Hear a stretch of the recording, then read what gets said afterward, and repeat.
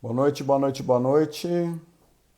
Estou esperando o Dr. Edson entrar para que a gente possa fazer agora um bate-papo. Edson, entra e agora clica pedindo para eu, naquela tarjinha do lado, para eu te... Isso.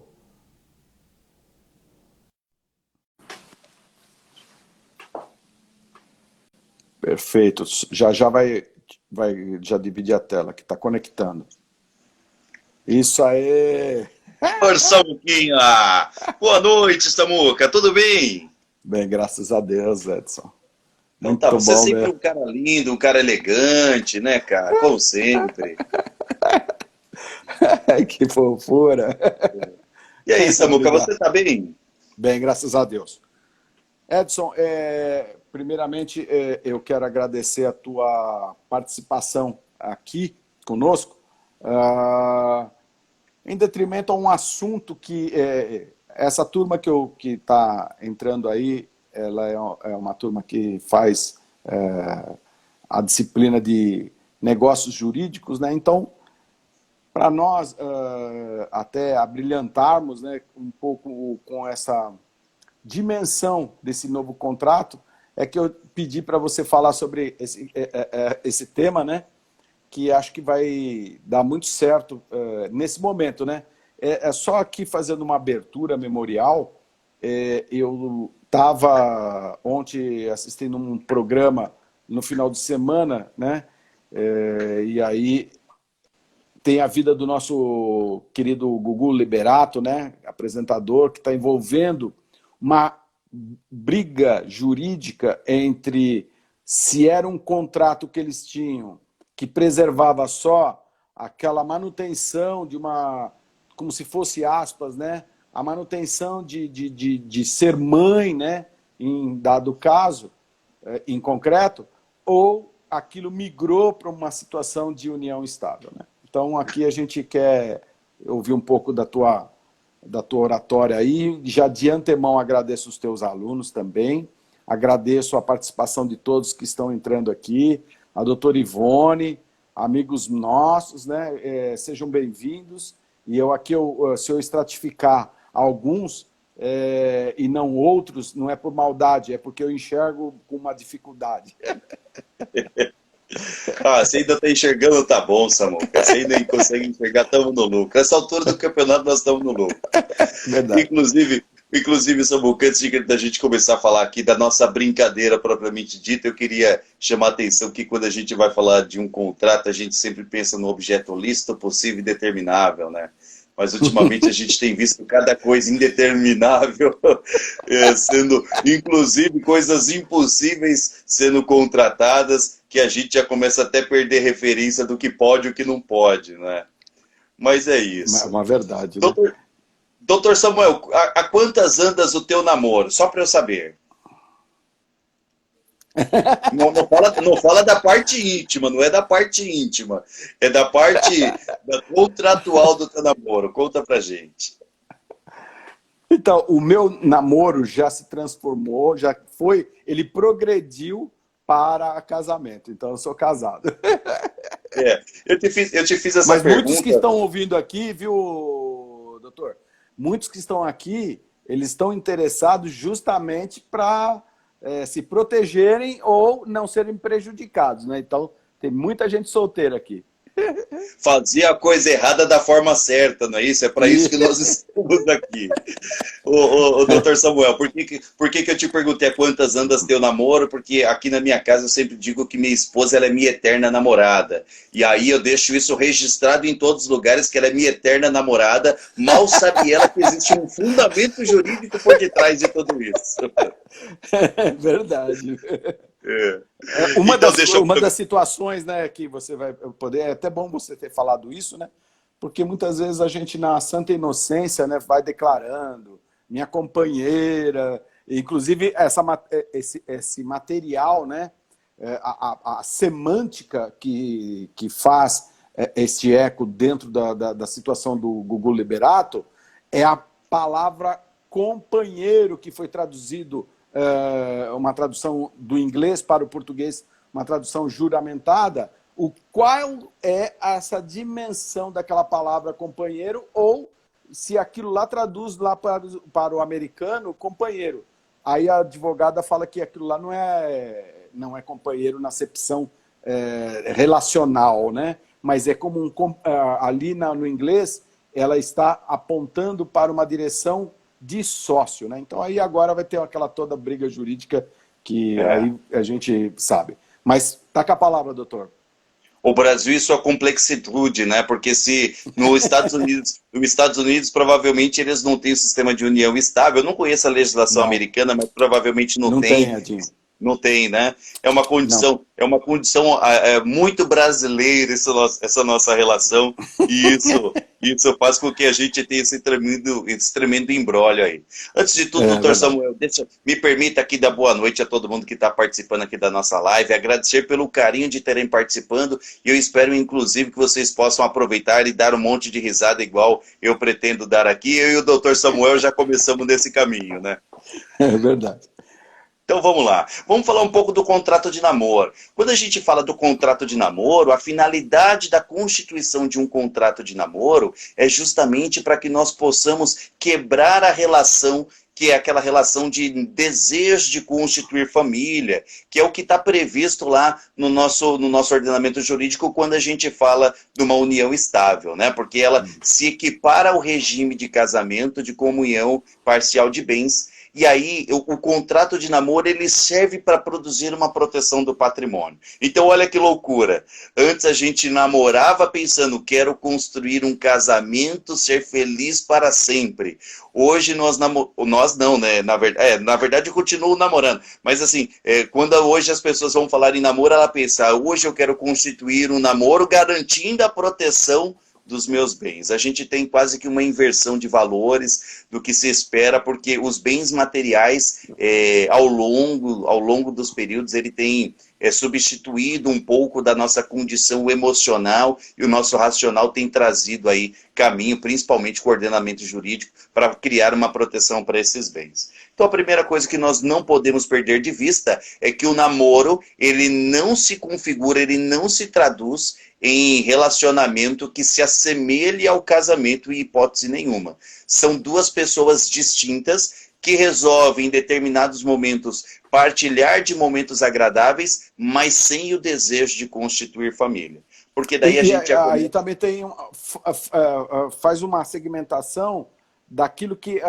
quando a gente direciona, acho que talvez para o casamento, doutor, talvez a gente consiga entender de uma formalidade que existe.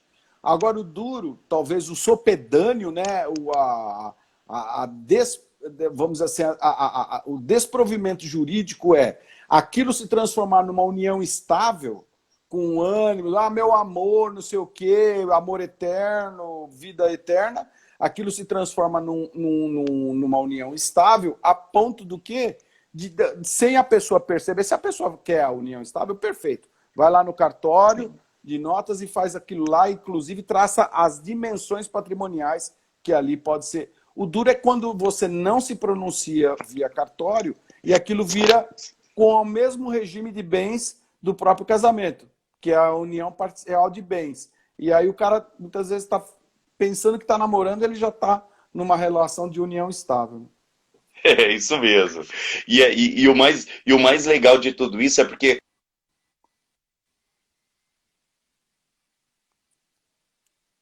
Travou, Edinho. A hora que você vai dar o pulo no gato, você trava? Vai.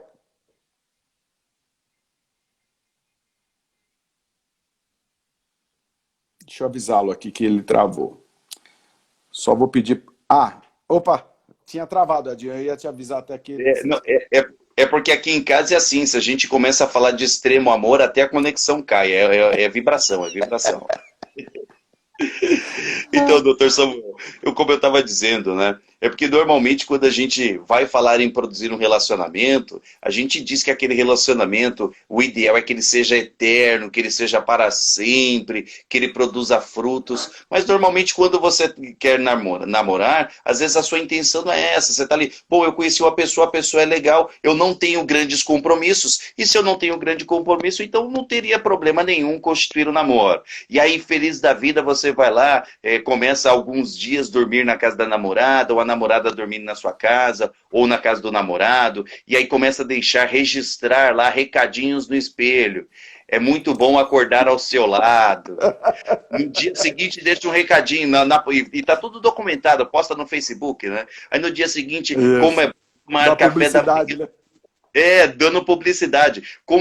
Que delícia é poder tomar café da manhã contigo. E aí começa a registrar. Agora, 3 horas da manhã, estamos aqui comendo pipoca e assistindo um filme. E isso começa a produzir uma constância de forma tal que eles se parecem com uma família. Eles se parecem que, de fato, eles contraíram ali uma união estável. E aí isso começa a se documentar. Então, para que você não precise se purgar da condição de aproveitar com toda a intensidade esses momentos, surge agora uma proteção, que é o contrato de namoro, e com base no contrato de namoro você consegue preservar principalmente os teus patrimônios. É claro que aqui a gente não trata somente de patrimônio, ele pode trazer outros desdobramentos, mas principalmente o patrimônio. Quando eu digo outros desdobramentos, por exemplo, a gente vai falar de alguns direitos vinculados à herança, que não talvez nem caiba aqui, né? Mas pensão, que já tentam se discutir hoje, a pensão no caso de união estável, e por aí vai por outros caminhos que não são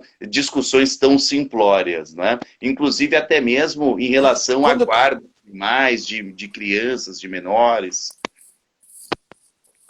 quando nós estamos falando do contrato em si, doutor, e aqui eu estava, há minutos atrás nós estávamos falando sobre o que diz lá a própria lei no seu artigo 113, 112, o que prevalece é a intenção das coisas e não talvez toda aquela construção jurídica que a gente dá com latim, com não sei o quê. Não. Sendo simples, o que vale no contrato é a intenção. Não vem com nenhuma pegadinha a intenção, a boa-fé, não vem nenhuma pegadinha. Aí eu estava ouvindo uma pessoa que falou assim que tem contratos de namoro que diz até da traição. Põe lá uma cláusula penal. Olha, a traição, se você me trair, cláusula penal X. Então, assim, a gente vê que virou um negócio jurídico mesmo. Nós não podemos deixar de olhar essa intenção. E aí tem algumas pessoas que falam que esse contrato de namoro ele é consubstanciado para aqueles que têm patrimônio. Mas eu posso dizer que não é essa direção. Talvez eu esteja errado. Mas eu acho que não é só essa direção para quem tem patrimônio. E Não, não sim, é. é para todo mundo que está neste momento jurídico que, assim, a coisa está indo num formato que...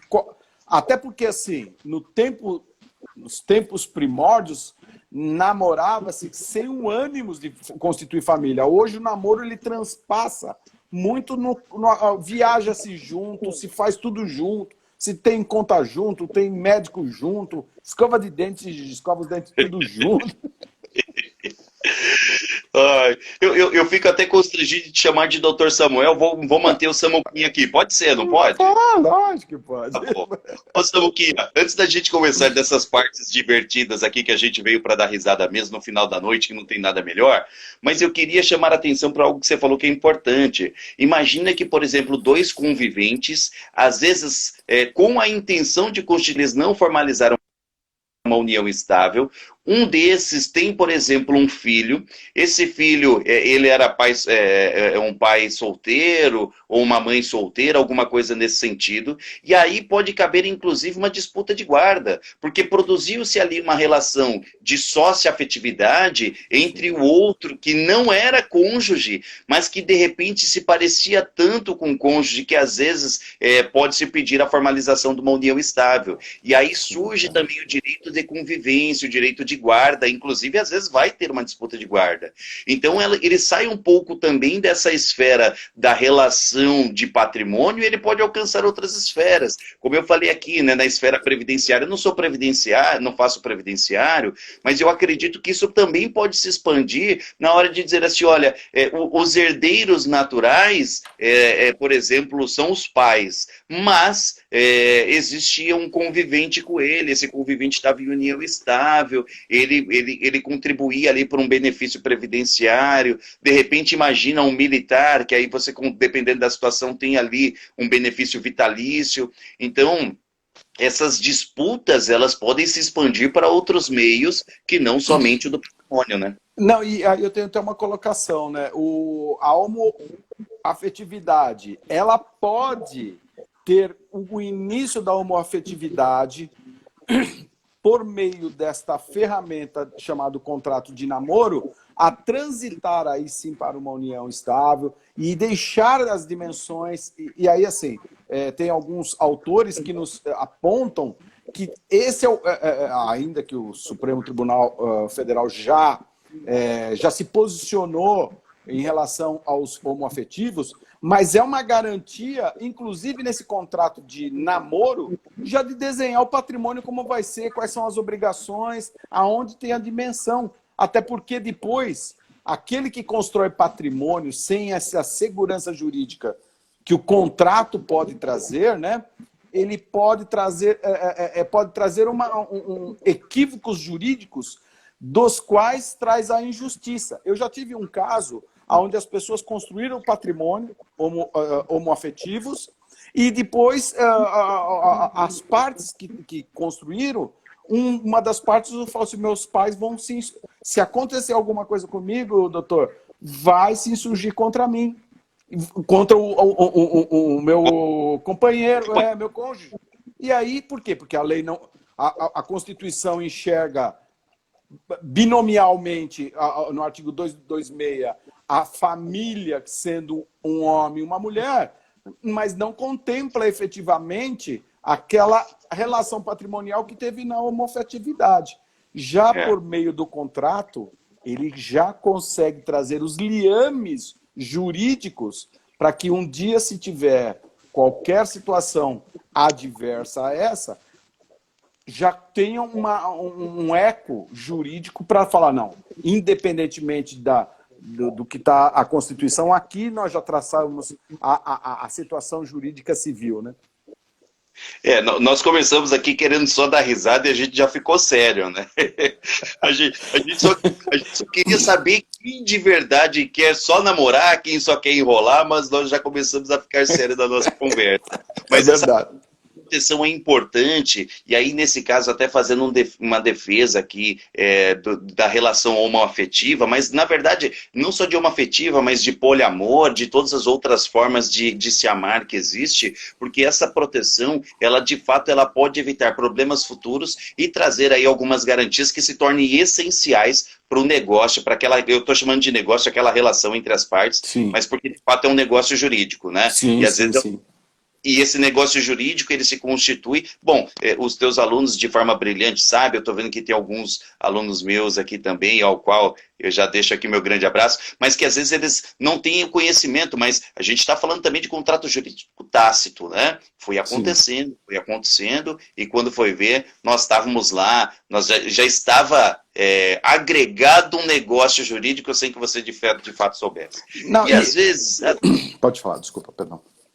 E às vezes, Samuquinha, a pessoa ela estava lá, falou assim, não, mas eu não estou nem namorando, eu só estou saindo, só estou ficando, né, com, sei lá, Mariazinha disse, eu só estou ficando com o Joãozinho. Só que Joãozinho, ele pensou que já estavam namorando, então o que um pensou, o outro não pensou. Um já falou assim, não, para mim a gente já estava convivendo em união estável, e o outro, não, pô, eu pensei que fosse só um namoro. Então ali havia vontade, mas as vontades eram divergentes ao objeto do qual se imaginava. Então tinha um contrato jurídico do qual vai ter que se discutir agora qual era a vontade de cada um deles. Porque às vezes os dois estavam de boa fé.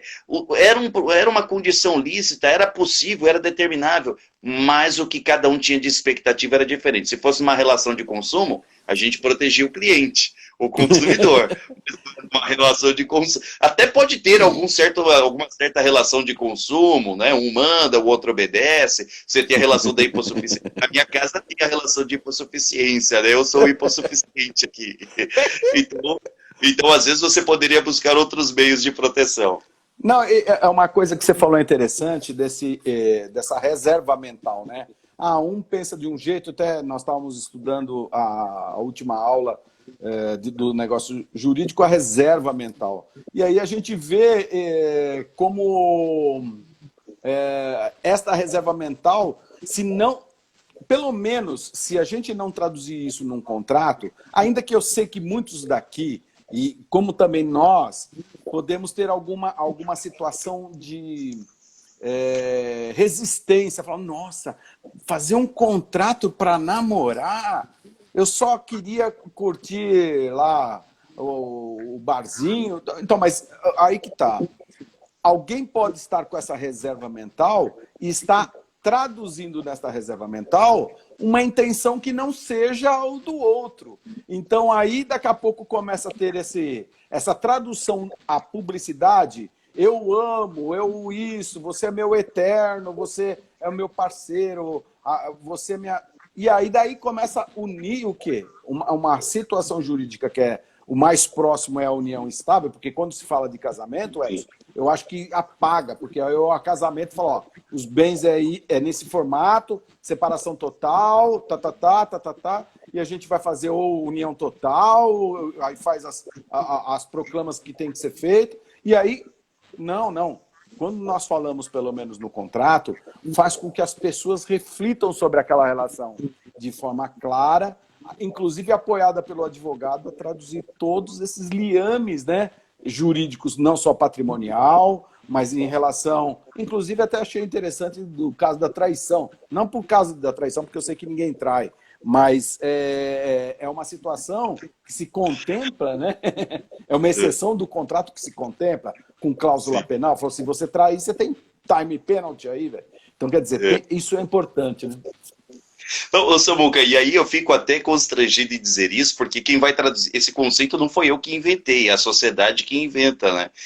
Quando a gente fala de traição, eu acho que eu estou vinculado ainda a uma sociedade um pouco mais arcaica, mas hoje em dia a gente tem que tomar cuidado, porque o termo de traição, às vezes nem é traição, porque é consentido, né?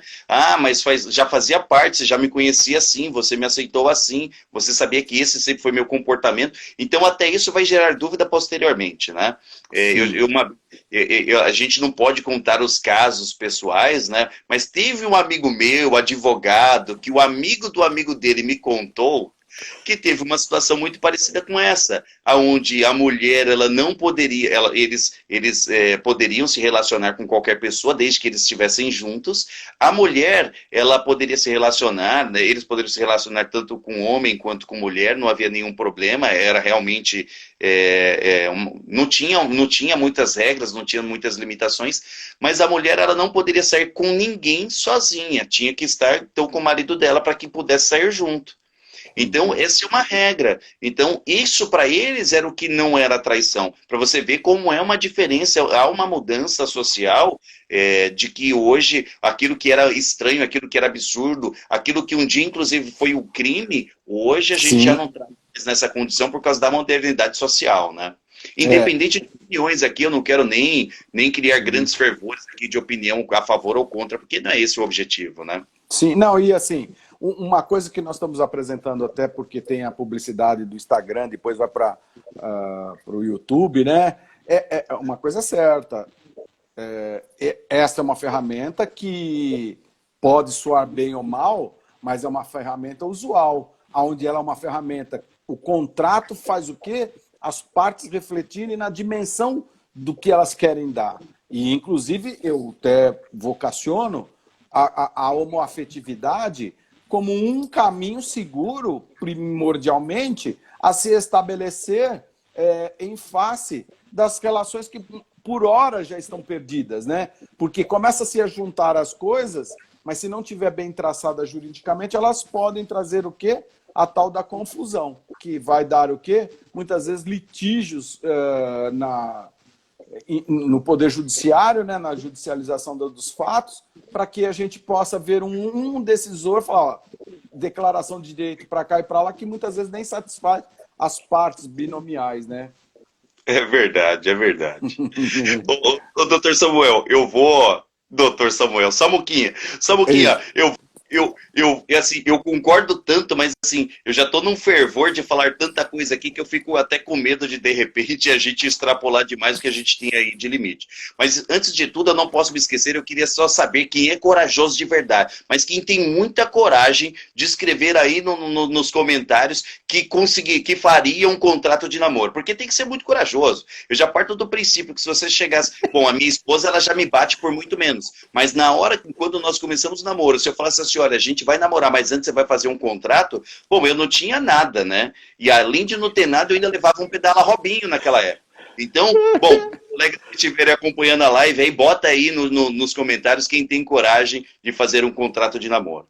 Samuquinha, vou começar aqui com uma pergunta, direciono para você, mas é uma pergunta genérica que nós vamos responder juntos aqui, mas eu vou usar a sua representação aqui para representatividade de todo mundo, tá? Fiz um contrato de namoro, aí a outra pessoa, aí terminamos o namoro, outra pessoa não fez a revogação daquele contrato. Ué, e agora? O namoro ad eterno? Não fez o distrato, né? Não fiz o distrato, não fiz o distrato. Então, ó, eu acho que a primeira regra, e talvez, ó, já tem umas respostas dizendo que não tem coragem de fazer o contrato. O Charles, obrigado, Charles, por estar... Abração, Charles, saudades de você. Tem o Charles, tem aqui a Luana também já falando, né? Que também Legal. não teria coragem. Mas olha que legal, Samuca. Uma das regras, e eu acho que é uma regra essencial de um contrato de namoro, é que ela é por prazo determinado. Então você não precisa fazer lá a rescisão daquele contrato. Mas espera aí, deixa eu ver. Então eu preciso renovar aquele contrato de tempo em tempo? Sim. Ou você mantém as cláusulas e aí você prorroga aquele contrato com as mesmas cláusulas, mas por prazo determinado, colocando condições que durante esse período, caso haja encerramento daquela relação, que de alguma forma isso deve ficar comprovado, nem que seja, sei lá, através de um e-mail, porque isso traz segurança para o negócio também. Porque, imagina a seguinte situação, Samuquinha, e que a sua esposa não fique com ciúmes, mas nós dois resolvemos namorar. Estamos aqui felizes da vida, nós dois estamos namorando, de repente nós fizemos um contrato com validade de 12 meses, só que quando chegou no 6º mês, nós quebramos essa relação entre nós dois. E aí você lá, depois desse período, e fez a aquisição de um patrimônio. O que eu faço? Eu falo assim, danado, ele me ferrou, né? Ele me deixou abandonado, me largou na sarjeta, eu fiquei aqui morrendo de amor e de saudade, então agora ele vai sentir a mesma dor, só que a dor vai doer no bolso. E eu vou lá e entro agora com uma reivindicação, dizendo, olha, aquele patrimônio que ele comprou foi constituído durante o nosso período de relacionamento.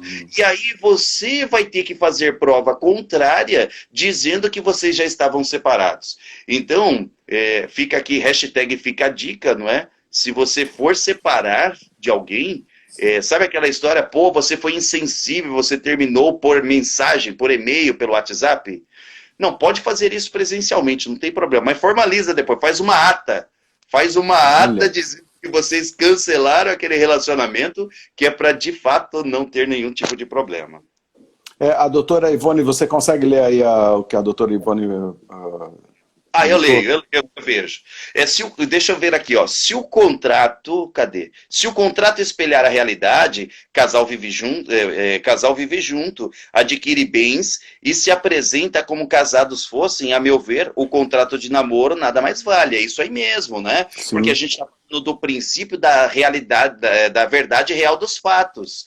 E aí, a partir do momento que nós temos essa condição do princípio da verdade real dos fatos, é isso que tem validade. Eu não posso utilizar de um instrumento jurídico para que eu consiga fazer uma proteção de um bem que, na verdade, é um desfazimento patrimonial, né? Eu estou tutelando ali um patrimônio através de um contrato que não representa a veracidade. Então, ali a gente já perde o ato de licitude, de boa-fé, que deve ser revestido no contrato. Não, desculpa, não é assim, só ia dizer assim, né? O contrato de namoro, ele não tem a confecção, o condom de burlar uma união estável. mas ele tenha talvez o condom de regulamentar as coisas quando o namoro é, ponto.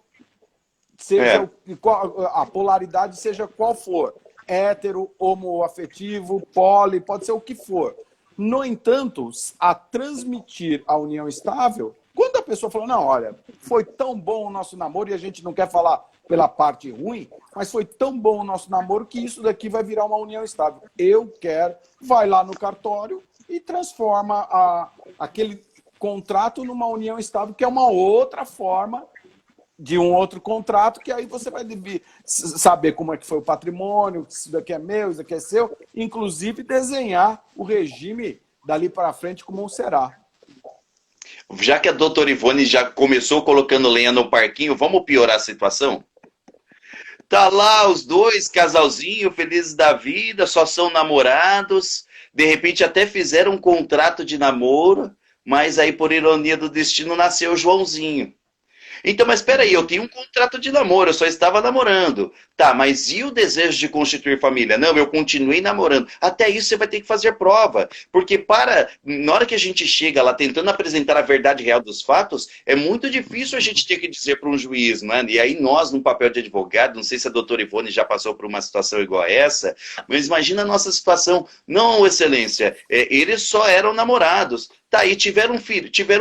Ah, mas tinha um coraçãozinho que ele deixou lá no espelho do banheiro. E aí mostra que eles estavam durante a madrugada, vários dias, todos os dias juntos. Tinha a escovinha dele. Ah, inclusive tinha uma conta que ele acabou colocando no endereço dela.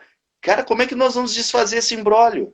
Não é? Porque daí você tira aquela condição que você não tinha o desejo de constituir família e de repente você inverte essa situação e agora constituiu família, não é? Talvez verdade. O contrato de namoro, ele vai padecer. Não vou dizer que ele vai morrer, porque às vezes ele fica doentinho e a gente consegue fortalecer. Nossa missão como advogado é fazer com que todo o impossível se torne possível novamente, né? Viu, Edinho? Tem um doutor aqui que eu vi que ele entrou, mas eu não consigo enxergar direito. Tem um advogado aqui, amigo nosso. Aí, se você quiser responder também, participar, querido, fica na liberdade e já agradeço sua participação aí. Ah, legal, é isso aí, é isso aí. Na verdade, quanto mais a gente arrumar aqui de discussão, quanto mais lenha a gente colocar aqui, vai ser melhor, né? A doutora Ivone ali já está dizendo que já ferrou. E, na verdade, é só daí para pior, né? Às vezes a gente vai para a piteira. E sabe o que é mais engraçado? É porque quando nós falamos do contrato de namoro, nós falamos que a gente, na verdade, para qualquer contrato, né? A gente fala sobre a capacidade civil de contratar. E entre aquelas condições da capacidade civil está a maioridade.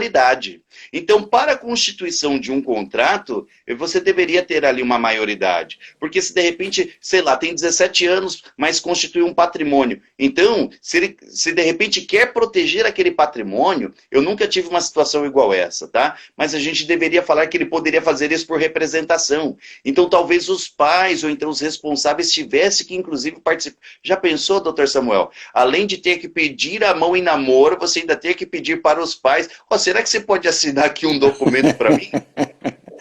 Fazer a representação. É um contrato de namoro, viu? Não, legal, doutor. Só vamos responder aqui, eu não consigo enxergar. Pode ler aí, Edzinho? Eu leio. Ó, foi a doutora Ivone que mandou, né? Aqui, ó, como diz minha amiga Flávia, namorado não cozinha, não lava, não passa, não toma conta de idoso, é só o bem bom. É verdade, é só o bem bom. O problema é quando a gente começa a documentar tudo isso, esse bem bom aí, porque a documentação desse bem bom parece que o desejo de constituir família, ele se traduz no carinho, no afeto, nessa proximidade, não é? Eu utilizo, inclusive, doutor Samuel, eu me sinto tão constrangido, eu estou tentando aqui evitar o termo, mas é difícil. Samuquinha, eu utilizo, já que nós em algum momento nós tivemos o nosso pé lá em marketing a gente fala muito isso, né? Lá em marketing nós temos um conceito de relacionamento, que relacionamento ele se traduz na convivência, na interação. E essa interação pode ser entre pessoas, e aí eu tenho um relacionamento entre pessoas, e poderia ser um relacionamento entre empresas, né? Interação entre cliente e fornecedor, entre duas empresas ali se relacionando. E aí, dentro desse conceito, surge o conceito de fidelização. Fidelização de cliente, antigamente, consistia no processo de fazer com que o cliente comprasse de uma determinada pessoa, pelo máximo, de um determinado fornecedor, pelo máximo de tempo possível. Quando nós transformamos esse conceito de fidelização para a vida conjugal, significava a mesma coisa. Estar com uma pessoa pelo máximo de tempo possível. Mas nos conceitos atuais, significa estar com uma pessoa pelo máximo de tempo possível, ainda que tenha outras. E não importa se eu estou falando de empresa, não importa se eu estou falando de pessoas, porque essa é a realidade que a cultura tem se modelando. A gente está falando do poliamor. E quando isso acontece, imagina, agora nós vamos ter que chegar em juízo e dizer assim, olha, ele tem convivência com desejo de formar família com 2, 3 pessoas. Ele namorava com 2, 3 pessoas. Ele tem contrato de casamento com 5 pessoas. Olha o tamanho da situação, da insegurança jurídica que tudo isso produz, né? Edinho, eu tenho assim, um questionamento. Conforme você falava, me ocorreu aqui. Sobre, muitas vezes, hoje, as coisas acontecem muito pelo smartphone, né? Pelo mundo da internet e tal. Será que é possível a gente preservar uma relação, ainda que platônica, em aspas, né? Principalmente nesse momento igual aconteceu aqui, né? A mulher mora com o noivo na Itália, vou para o Brasil já fechar as coisas, para que nós vamos casar aqui na Itália. Está presa até hoje e não consegue voltar para a Itália. Dito isso, você vê possibilidade jurídica de estar enlaçando um contrato a assegurar as duas partes que estão nessa atmosfera, ou seja, se relacionando atmosfericamente, ou seja pelo Instagram, seja pelo Facebook, pelo YouTube ou pelo qualquer tipo de ferramenta aí? O que você acha? Eu acho que pode, né? Porque diferente do casamento, onde o casamento ele se configura ali com a relação sexual, né? É aquilo ali que concretiza o ato. O namoro não tem essa relação, não precisa existir essa relação.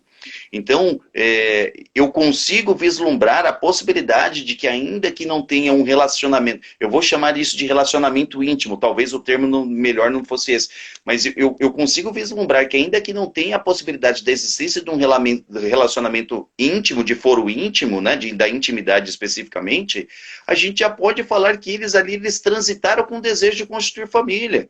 Porque imagina, hoje a gente fala de celibatário, né? Então, por exemplo, era um celibatário, mas eles moravam juntos, conviviam juntos, com o desejo de constituir família, e dentro daquele desejo de constituir família, eles configuraram a união estável.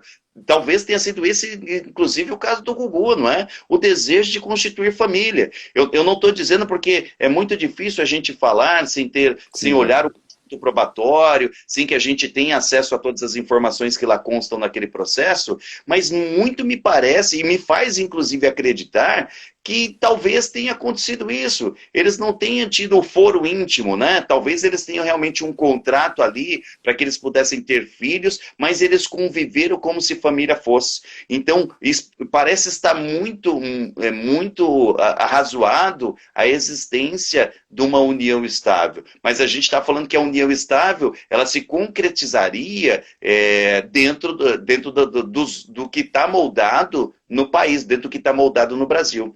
Aí vai vir discussão jurídica de que eles não moravam no Brasil, de que a legislação tem que ser respeitada. A gente vai ter que olhar, inclusive, as legislações internacionais, os tratados, e se há tratados em detrimento disso, se o patrimônio dele se aplica somente o patrimônio americano, se o patrimônio brasileiro. A gente vai ter um nível de desdobramento gigantesco para a gente chegar à definição de um processo. Mas nós só estávamos falando de um namoro. Não, verdade. Edinho, infelizmente, eu tenho que terminar a aula. Eu agradeço realmente a sua elucidação,